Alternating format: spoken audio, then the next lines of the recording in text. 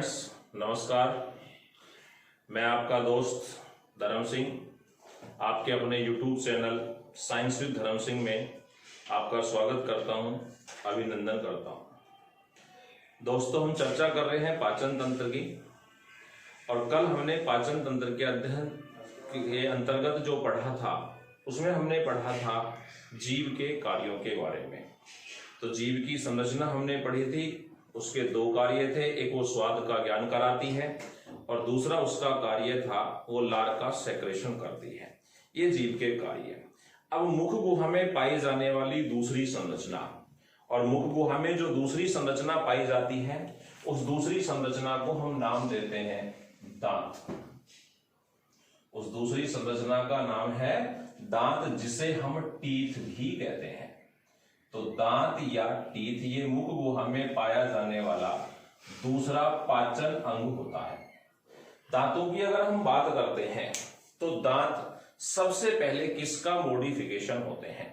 तो मनुष्य के जो दांत होते हैं इनका निर्माण चर्म का मतलब त्वचा, तो ये चर्म का रूपांतरण होते हैं।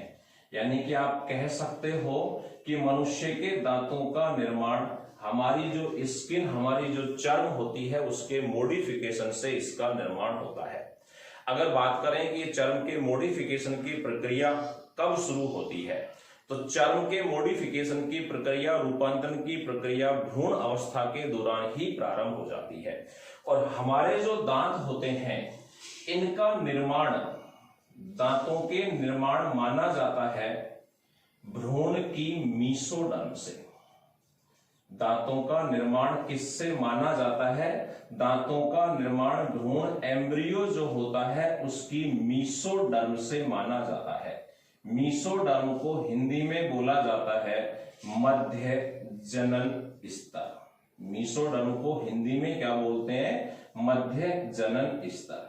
मैं आपको थोड़ा संक्षेप में यहां बता देता हूं कि एम्ब्रियो स्टेज क्या होती है कि जब शुक्राणु और अंडाणु परस्पर मिलते हैं तो दोनों के मिलने से एक द्विकोशिकीय, एक डबल गुणित जो संरचना होती है वो प्राप्त होती है, और उस संरचना को हम नाम देते हैं जायगोट या युग्मनज कहा जाता है। उस युग्मनज के अंतर्गत विभाजन होता है, विदलन विभाजन, और वहां से विभाजन की प्रक्रिया शुरू होती जाती है। तो अंतिम जो अवस्था यहां प्राप्त होती है विदलन के द्वारा, उसे हम नाम देते हैं भ्रूण अवस्था। इस समय, भ्रूण के समय, केवल मांसपेशियों की बनी हुई एक गोल संरचना होती है, और उस मांसपेशियों के 3 स्तर दिखाई देते हैं।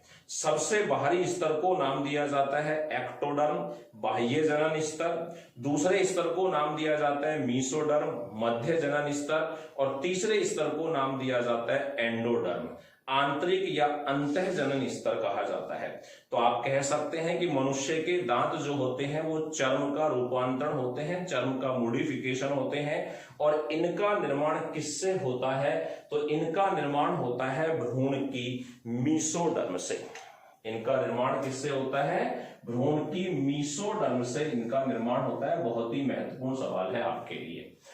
अब हम मनुष्य के जो दांत होते हैं उन दांतों की विशेषता की बात करते हैं कि मनुष्य के जो दांत होते हैं उन दांतों के कौन कौन से कैरेक्टर्स होते हैं, उनकी कौन कौन सी विशेषताएं होती हैं। तो मनुष्य के दांतों में सबसे प्रथम जो विशेषता आती है उसे हम नाम देते हैं कि मनुष्य के दांत गर्तदंती होते हैं। मनुष्य के दांत कैसे होते हैं? गर्तदंती होते हैं। गर्तदंती को अंग्रेजी में कहा जाता है थीकोडेंट। गर्तदंती को अंग्रेजी में क्या कहते हैं? थीकोडेंट। तो मनुष्य के दांतों की जो प्रथम विशेषता होती है वो है गर्तदंती, यानी कि मनुष्य के दांत गर्तदंती होते हैं, थीकोडेंट होते हैं। अब इन्हें गर्तदंती क्यों कहा जाता है? गर्तदंती इसलिए कहा जाता है कि दांत जो होते हैं ये मसूड़ों में बने हुए गड्ढों में स्थित होते हैं। मसूड़े के अंतर्गत जो गड्ढे पाए जाते हैं उन गड्ढों में क्या उपस्थित होते हैं? मनुष्य के दांत उपस्थित होते हैं। इसीलिए इनको नाम दिया जाता है थीकोडेंट या गर्तदंती दांत कहा जाता है। मनुष्य के दांतों की जो सेकंड विशेषता आती है तो मनुष्य के दांतों की जो सेकंड विशेषता है उस विशेषता को नाम दिया जाता है द्विबार दंती। मनुष्य के दांतों को क्या नाम देते हैं? द्विबार दंती इन्हें कहा जाता है। द्विबार दंती को आप अंग्रेजी में बोलते हो डाइफोडेंट। इन्हें अंग्रेजी में क्या कहा जाता है? डाइफोडेंट कहा जाता है। और इसका अर्थ क्या होता है? तो द्विबार दंती का अर्थ होता है कि मनुष्य के जो दांत होते हैं ये जीवन में 2 बार आते हैं। मनुष्य के दांत जीवन में कितनी बार आते हैं? 2 बार। तो 2 बार आने के कारण इन्हें क्या नाम दिया गया है? द्विबार दंती कहा गया है। अब 2 बार आते हैं इसलिए इनको कुछ अलग नाम भी दिए गए, जिनमें से प्रथम नाम दिया जाता है अस्थायी दांत। अस्थायी दांत जिनको ग्रामीण क्षेत्रों के अंतर्गत आप बोलते हैं दूध के दांत, इनको आप मिल्क टीथ भी कहते हैं। तो ये दांत होते हैं जिन्हें हम क्या कहते हैं? अस्थायी दांत या मिल्क टीथ कहते हैं। इनको अस्थायी क्यों कहा जाता है? क्योंकि ये दांत आते हैं, उसके पश्चात ये दांत गिर जाते हैं और फिर पुनः आ जाते हैं, इसलिए इन दांतों को नाम दिया जाता है अस्थायी दांत। आपसे इनकी संख्या पूछी जाती है कि मनुष्य में अस्थायी दांतों की संख्या कितनी होती है? तो मनुष्य में अस्थायी दांतों की संख्या होती है 20। तो दूसरी जो विशेषता है द्विबार दंती, यानी कि दांत जीवन में 2 बार आते हैं, और जो दांत जीवन में 2 बार आते हैं उन्हें हम क्या नाम देते हैं? अस्थायी दांत, जिनकी संख्या कितनी होती है? 20। इसी के अंतर्गत दूसरे जो दांत होते हैं उन दांतों को हम नाम देते हैं स्थायी दांत। उन दांतों को क्या नाम दिया जाता है? उन्हें स्थायी दांत या परमानेंट टीथ के नाम से जाना जाता है। और इन दांतों की भी संख्या आपसे पूछी जाती है। तो इन दांतों की संख्या कितनी होती है? तो शेष जो दांत होते हैं इनकी संख्या होती है 12। अब यहां से एक सवाल और भी बन जाता है कि मनुष्य में जो दांत पाए जाते हैं उनकी कुल संख्या कितनी होती है? तो मनुष्य में दांतों की कुल संख्या कितनी होती है? 32। 32 में से याद रखना 20 जो दांत होते हैं ये जीवन में 2 बार आते हैं तो कहलाते हैं अस्थायी दांत। जो दांत जीवन में केवल 1 ही बार आते हैं वो कहलाते हैं स्थायी दांत, और उनकी संख्या कितनी होती है? 12। आपसे इन दांतों का उम्र भी पूछ सकता है कि ये दांत किस उम्र में आना प्रारंभ हो जाते हैं। तो स्थायी दांतों की आप उम्र याद रखना कि ये किस उम्र में आना प्रारंभ हो जाते हैं। लगभग 5 से 6 वर्ष की उम्र में स्थायी दांत आना क्या हो जाते हैं? प्रारंभ हो जाते हैं। हमारे दांतों की ये 2 विशेषता। तीसरी जो विशेषता मनुष्य के दांतों की आती है, मनुष्य के दांतों की उस तीसरी विशेषता को नाम दिया जाता है विषम दंती। मनुष्य के दांतों की तीसरी विशेषता को क्या नाम दिया जाता है? इसे बोलते हैं विषम दंती। अंग्रेजी में आप लोग इसे कहते हैं हेटेरोडेंट। अंग्रेजी में आप लोग इसे क्या कहते हैं? हेटेरोडेंट के नाम से जानते हैं। हेटेरोडेंट, विषम। विषम का मतलब कि जितने भी दांत मनुष्य के मुख में पाए जाते हैं 32 दांत, ये 32 के 32 दांत संरचना में एक दूसरे से भिन्न होते हैं, इसलिए मनुष्य के दांतों को क्या नाम दिया गया? विषम दंती। यानी कि आप इस विशेषता के बारे में लिख सकते हो कि हमारे जो दांत होते हैं ये भिन्न भिन्न प्रकार के होते हैं। हमारे जो दांत होते हैं ये कैसे होते हैं? भिन्न भिन्न प्रकार के होते हैं, इसलिए इनको नाम दिया गया विषम दंती। विषम दंती कह रहा है कि दांत जो होते हैं 32 के 32 दांत एक समान संरचना के नहीं होते हैं। सभी दांत एक दूसरे से भिन्न भिन्न संरचना लिए हुए होते हैं। तो संरचना अलग अलग होने के आधार पर दांत कितने प्रकार के होते हैं? तो मनुष्य के जो दांत होते हैं उनको हमने 4 प्रकार में बांटा है। मनुष्य के दांतों को हम कितने प्रकार में बांटते हैं? 4 प्रकार में बांटते हैं। और उसमें सबसे पहले जो दांत आते हैं उन दांतों को हम नाम देते हैं कृतनक दांत। मनुष्य के दांतों में सबसे पहले जो दांत आते हैं उन्हें कहते हैं कृतनक दांत। और कृतनक दांत को आप इंसीजर बोलते हैं, इन्हें कहा जाता है इंसीजर। मनुष्य के दांतों में जो दूसरे दांत आते हैं उन दांतों को आप नाम देते हो रदनक दांत। मनुष्य के दूसरे दांतों को क्या नाम देते हैं? रदनक। इन्हें कहा जाता है कैनाइन नाम।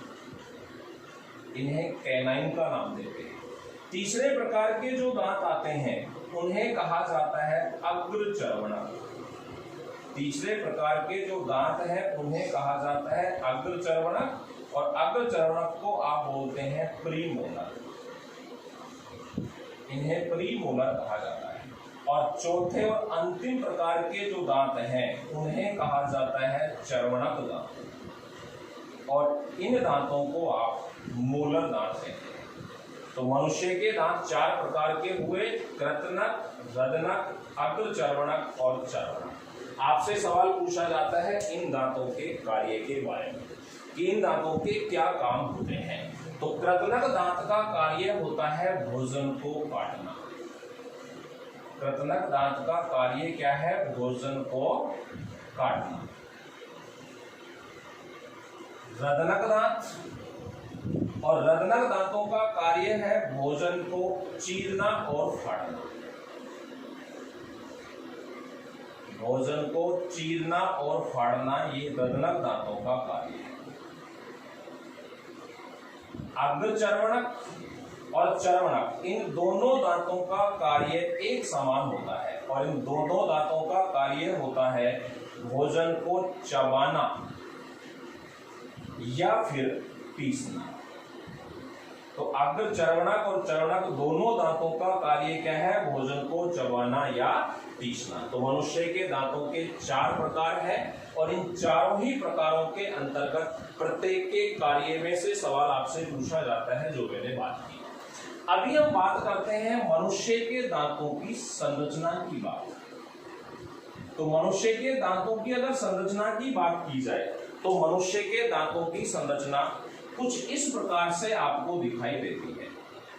मनुष्य के दांतों को आपने देखा होगा तो उनकी संरचना आपको कुछ इस प्रकार से दिखाई देती है। यह है हमारे दांत का सबसे ऊपरी भाग, और इस सबसे ऊपरी भाग को हम नाम देते हैं शीर्ष, जिसे कहा जाता है क्राउन। दूसरा जो भाग मसूड़ों के अंदर स्थित होता है, इस भाग को नाम दिया जाता है नेक, जिसको आप बोलते हैं ग्रीवा।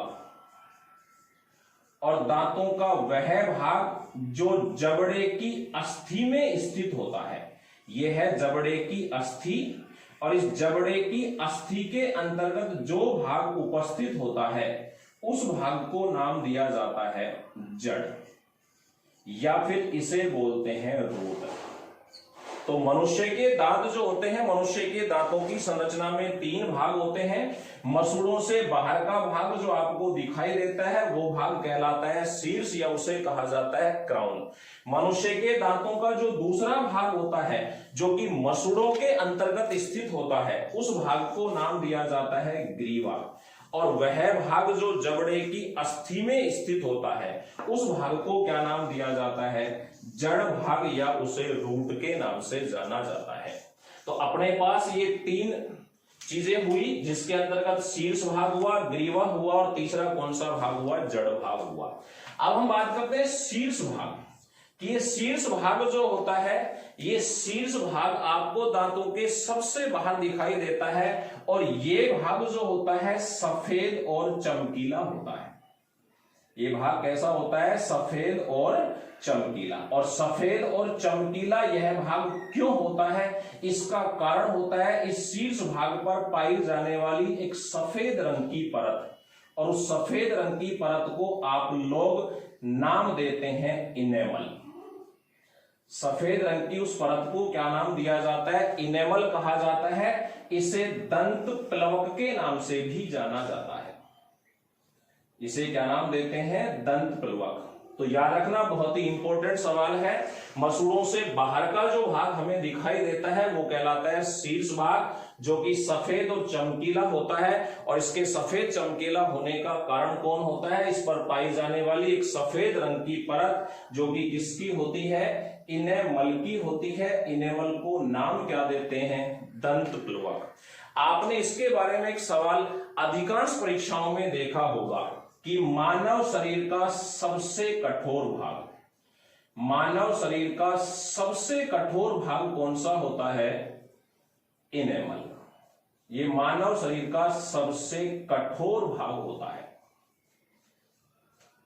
दोस्तों दूसरा जो भाग होता है, उस दूसरे भाग को हम नाम देते हैं नेक या ग्रीवा, इसे कहा जाता है। और ये भाग जो होता है ये मसूड़ों के अंदर स्थित होता है। जबकि इसका तीसरा और अंतिम भाग जो होता है, जो जबड़े की अस्थि में पाया जाता है, उस भाग को नाम दिया जाता है जड़। ये शीर्ष भाग जो होता है, इसके मध्य में आपको बीचों बीच एक खाली स्थान दिखाई देता है, और इस खाली स्थान को हम नाम देते हैं पल्प गुहा। इस खाली स्थान को क्या नाम दिया जाता है? पल्प गुहा कहते हैं। इसको पल्प कैविटी भी कहा जाता है।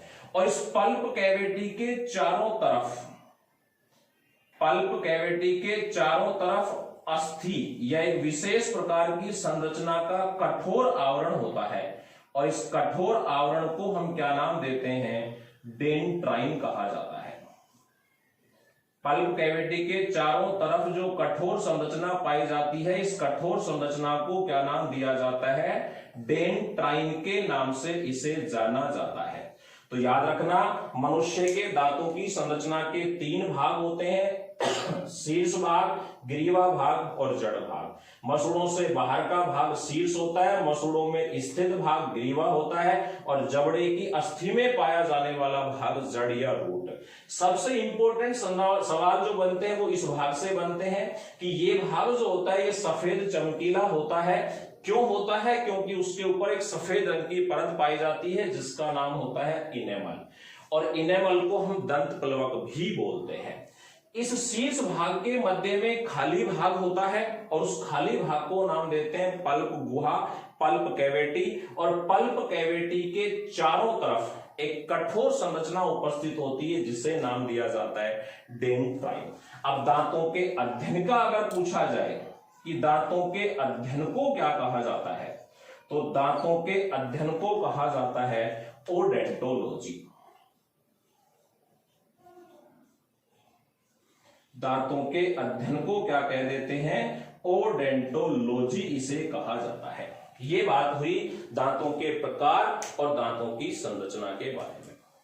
अभी बात करते हैं कि मनुष्य के जो 4 प्रकार के दांत होते हैं, उनमें प्रत्येक की संख्या कितनी होती है?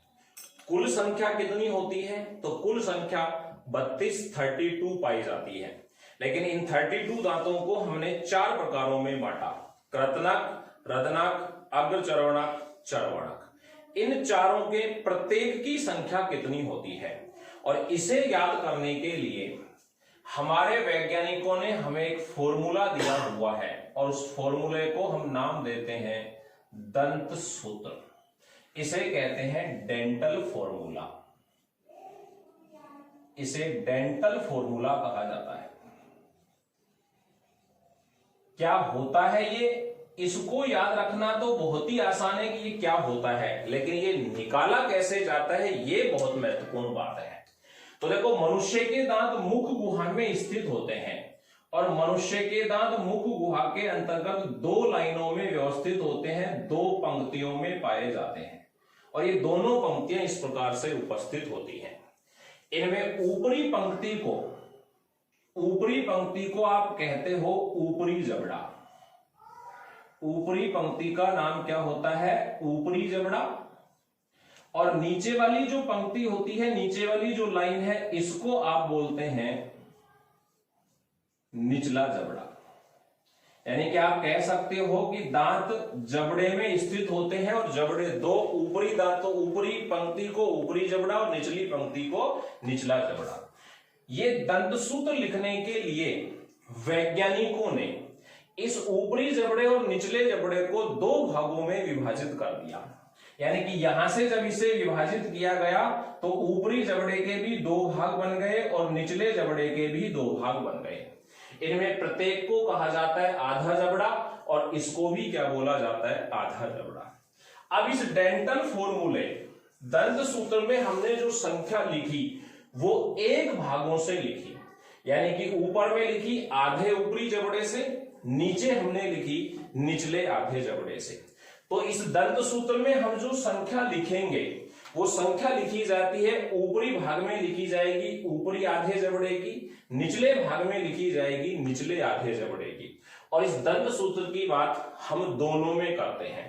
दोनों का मतलब इस दंत सूत्र की बात हम करते हैं सबसे पहले बच्चों में, और उसके बाद हम इसकी बात करेंगे वयस्क एडल्ट के अंतर्गत। तो बच्चों में इसे कैसे लिखा जाएगा, ठीक उसी प्रकार से लिखा जाता है वयस्क में। तो हमारे जो सबसे पहले दांत थे उन दांतों को हमने नाम दिया था इंसीजर, उसके लिए हमने लिख दिया आई। दूसरे जो दांत थे कैनाइन, उनके लिए हमने सब काम ले लेते हैं सी। तीसरे जो दांत हैं अग्रचर्वणक प्रीमोलर, उनके लिए हम काम में लेते हैं पीएम। और चौथे प्रकार के जो दांत हैं मोलर, उनके लिए हम काम में लेते हैं एम। अब इनकी संख्या लिखनी है ऊपरी आधे जबड़े से और निचले आधे जबड़े से। तो बच्चों में इंसाइजर की संख्या ऊपरी आधे जबड़े में 2 और निचले आधे जबड़े में भी 2। बच्चों में कैनाइन की संख्या ऊपरी आधे जबड़े में 1, निचले आधे जबड़े में भी 1। बच्चों में प्रीमोलर की संख्या ऊपरी आधे जबड़े में 0 और निचले आधे जबड़े में 0।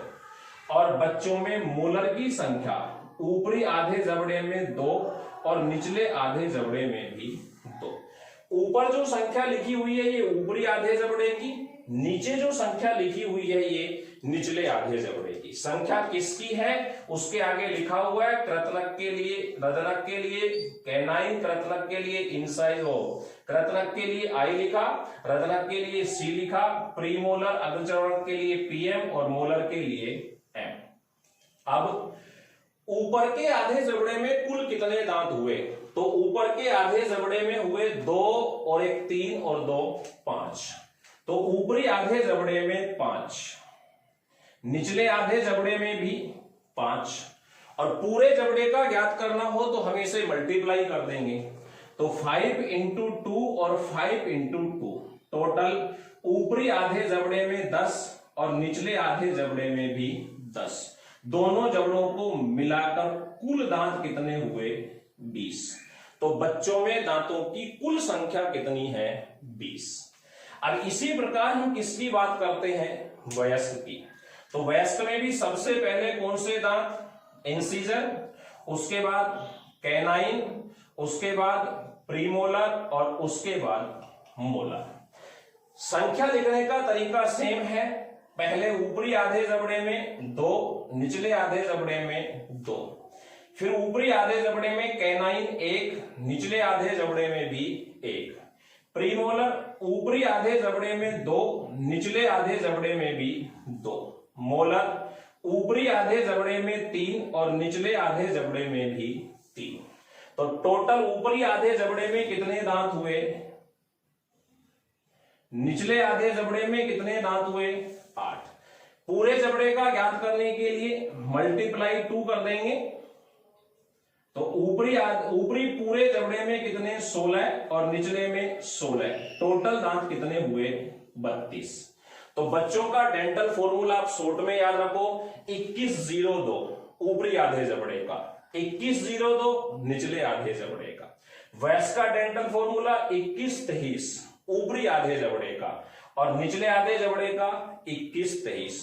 मनुष्य में बच्चों में कुल दांत 20, वयस्क में कुल दांत 32। और इन दोनों डेंटल फॉर्मूला को आप देख रहे हो तो यहां से आपको 2 सवाल और दिखाई दे रहे हैं। 2 सवाल कौन कौन से। सबसे पहला सवाल आपको इन दोनों के बीच दिखाई दे रहा है, बच्चों में प्रीमोलर दांत बिल्कुल भी नहीं पाए जाते। तो एक सवाल बच्चा बना कि बच्चों में कौन से दांत अनुपस्थित होते हैं। बच्चों में अनुपस्थित, तो बच्चों में अनुपस्थित दांतों में पहले जो दांत हैं वो होते हैं कौन से, अग्रचर्वणक। यानी कि अग्रचर्वणक दांत बच्चों में बिल्कुल भी नहीं पाए जाते हैं। एक और सवाल आपको दिखाई दे रहा है यहां से, बच्चों में मोलर दांत है 2/2, वयस्क में मोलर दांत है 3/3, यानी कि एक मोलर दांत बच्चों में नहीं पाया जाता। तो दूसरा मोलर दांत, एक मोलर दांत है, लेकिन ये ध्यान रखना, और वो मोलर दांत जो बच्चों में नहीं पाया जाता उसे हम नाम देते हैं तीसरा मोलर। टोटल मोलर 3 होते हैं, उनमें से तीसरे नंबर का जो मोलर दांत होता है वो बच्चों में नहीं पाया जाता, जिसे आप सामान्य भाषा के अंतर्गत अकल दाढ़, जिसे आप सामान्य भाषा में क्या कहते हैं, अकल दाढ़, या फिर इसे विजडम टीथ कहा जाता है। इसे अकल दाढ़ क्यों कहा जाता है? क्योंकि ये दांत हमारे वयस्क होने के पश्चात आता है, इसलिए हम इसे क्या नाम देते हैं, अकल दाढ़। और जब यह दांत नहीं होता है तब भी पाचन का कार्य संपूर्ण होता है, इसलिए इस दांत को एक और भी नाम से जाना जाता है, अवशेषी दांत, रेजिड्यूल टीथ के नाम से भी इस दांत को माना जाता है या कहा जाता है। तो बच्चों में दांतों की कुल संख्या 20, फॉर्मूला याद रखना 2102। वयस्क में दांतों की कुल संख्या 32, फॉर्मूला याद रखना 2123। बच्चों में कौन से दांत नहीं होते हैं, फॉर्मूले से आपको दिखाई दे रहे हैं। अग्रचरणक दांत बच्चों में बिल्कुल भी नहीं होते, और बच्चों में एक मोलर दांत नहीं होता। कौन से नंबर का? तीसरे नंबर का, तो थर्ड मोलर दांत। उसे कहा क्या जाता है, अकल दाढ़ या विजडम टीथ। क्या माना जाता है? अवशेषी दांत उसे माना जाता है। अकल दाढ़ क्यों कहते हैं? क्योंकि इस दांत के आने की जो उम्र है वो हमारी एडल्ट स्टेज में होती है, इसलिए इसे अकल दाढ़ नाम दिया जाता है। तो दोस्तों, आज के वीडियो में हमने चर्चा की मनुष्य के दांतों के बारे में। चर्चा कंटिन्यू जारी रहेगी, आपको लगातार वीडियो मिलते रहेंगे। आप अपने इस YouTube चैनल को लाइक, शेयर, सब्सक्राइब करना ना भूलें। जय हिंद, जय भारत।